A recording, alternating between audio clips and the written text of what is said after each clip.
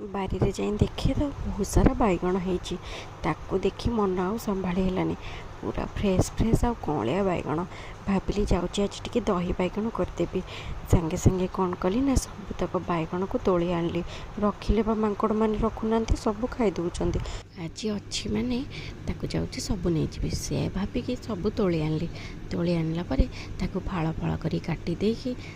लुण हलदी आ लंका गुंड टी गोलैदेली एपटे कड़े तेल बसैकी तेल टी गरम है गोलैकी रखि बैगण को से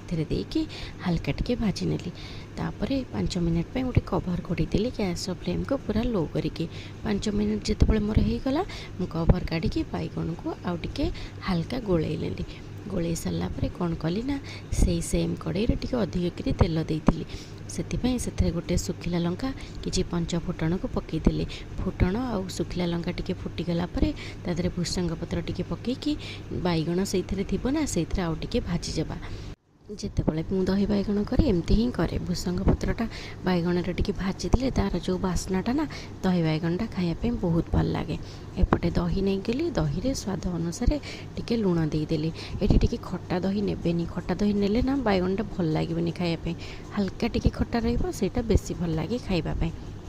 ये दही रे अल्प पानी देकी ताकू टिके गोलई नेली गोलई सारापर मुझे गोटे चामच चीनी देती बेसी मीठा करवानी मो खट्टा दहीटा को टिके बालांस करवा मोर तो ये दहीटा खट्टा ना अल्प खट्टा अच्छी से गोटे चामच चीनी देती आपण मानक जब चीनी पसंद हुए ताले या स्किप भी करें चीनी पकईकी गोलैला एपटे जो भाजिकी रखि बैगण को आउे पकईदबा ताकू हल्का टिके गोलई नवा